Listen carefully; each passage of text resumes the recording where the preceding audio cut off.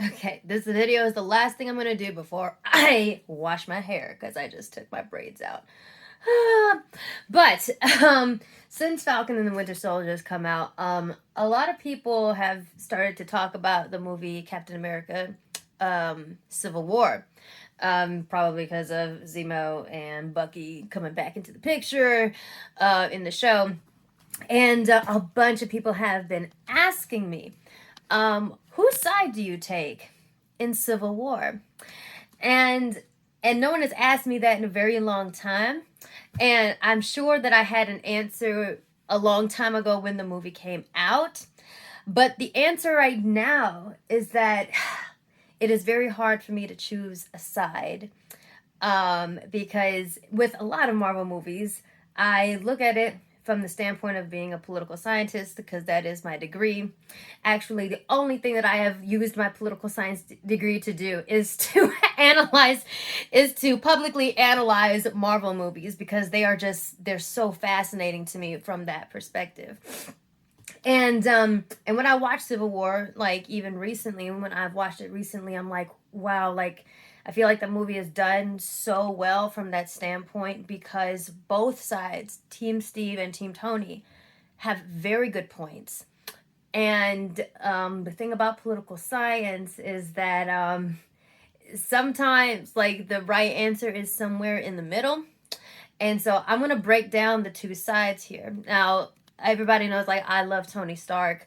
I relate with him a lot as far as personality.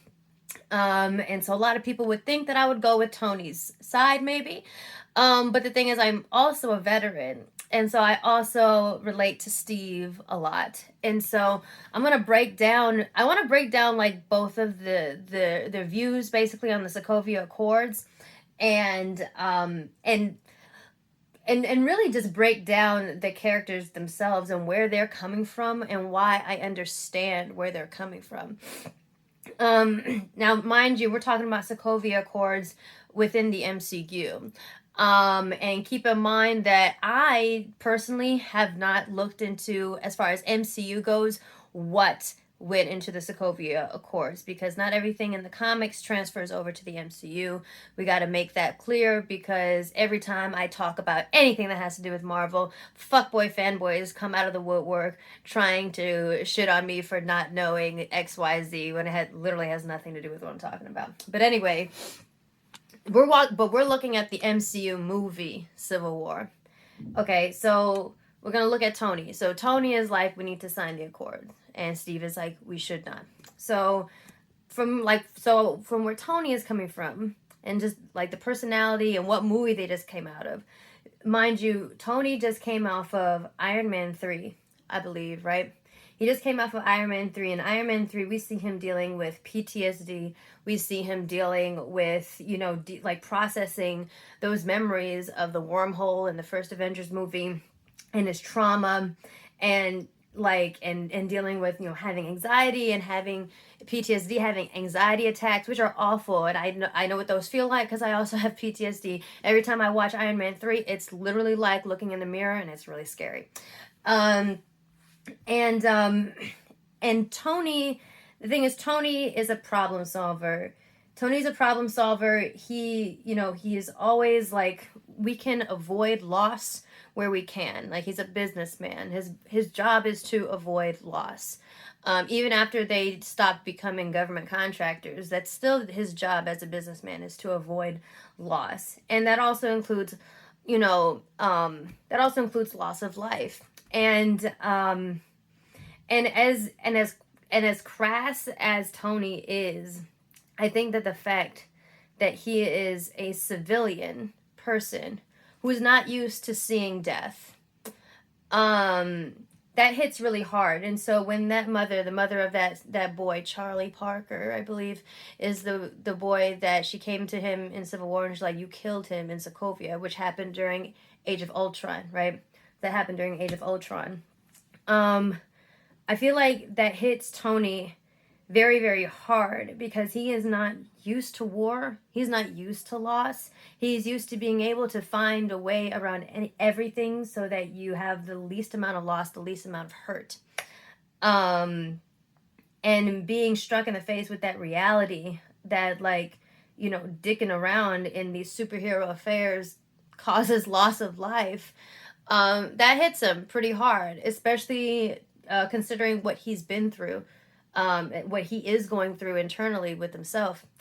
And also, because he is a businessman who worked very closely with the government, he knows very much so that in this free market economy, businesses can go buck wild, out of control, if the government doesn't put any constraints on them.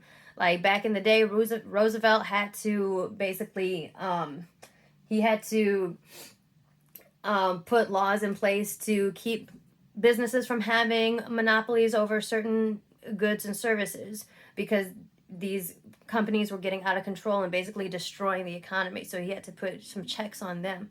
And so Tony kind of, I think, understands that, and is like, you know, when you have a powerful organization that operates independent of the government, you don't want to give that organization, speaking of the Avengers right now, the Avengers, room to just go buck wild and not be controlled, because objectively, that we love the Avengers and we trust these people, but objectively, any organization like that has the potential to get out of control.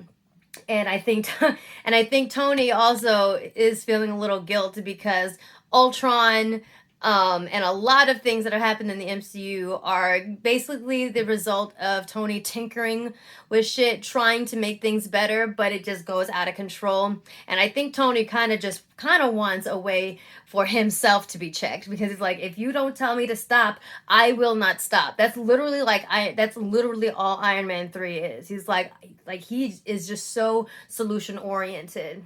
You know, like he wants the world, like he wanted a suit of armor around the world, right? And what did we get? Ultron. So that's where Tony is coming from. And I get that, because historically, like, you know, organizations that do operate independent of the government, that have great power, can get out of control. But now we go to Steve, right?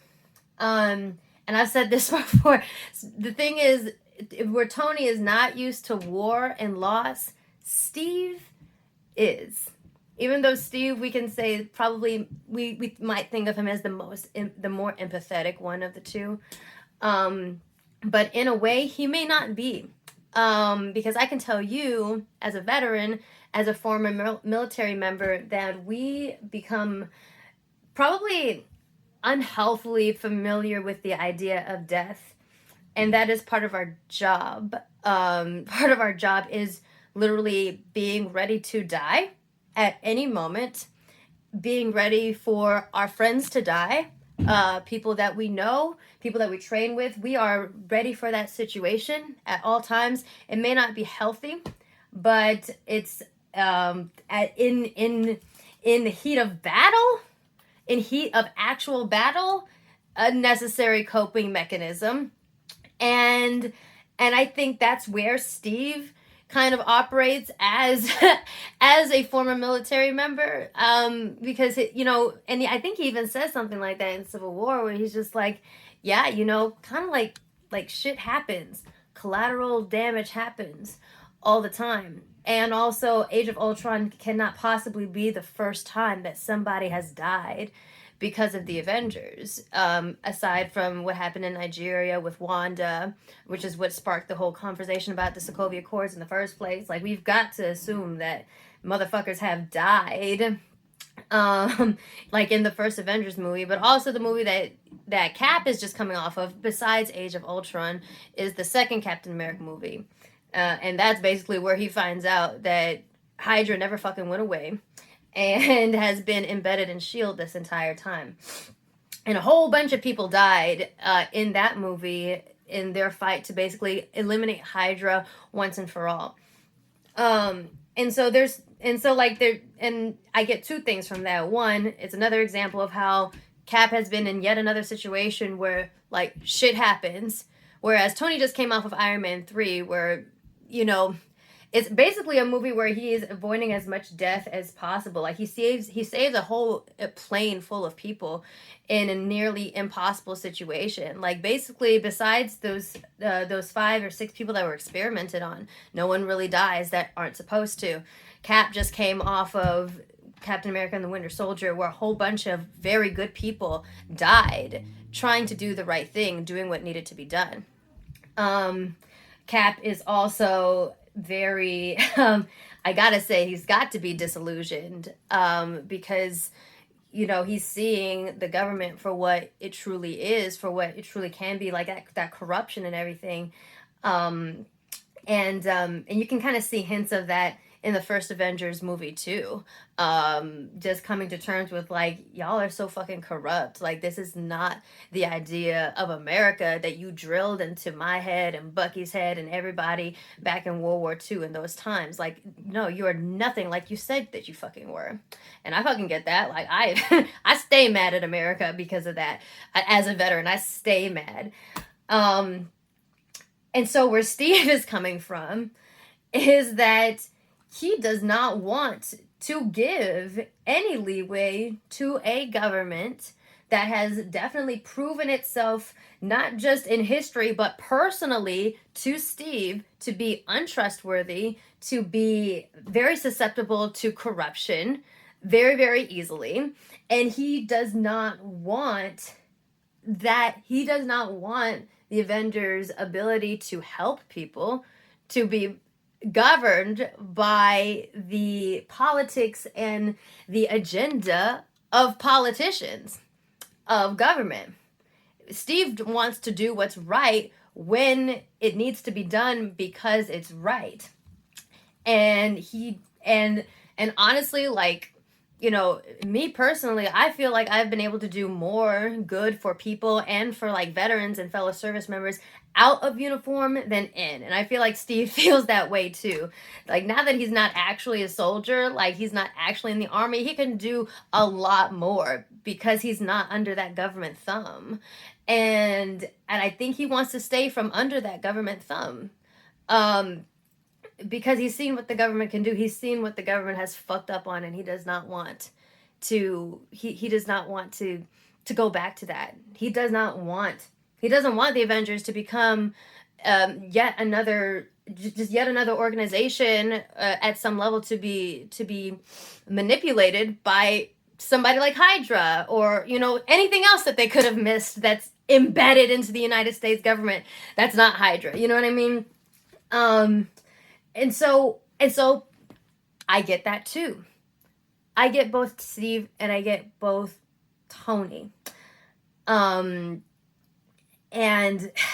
it sucks because they both do truly want what's best for the greater good. Like, neither of them are I don't think really inherently trying to be selfish. They're just trying to make the best decision that they can from where they're standing, from their, respective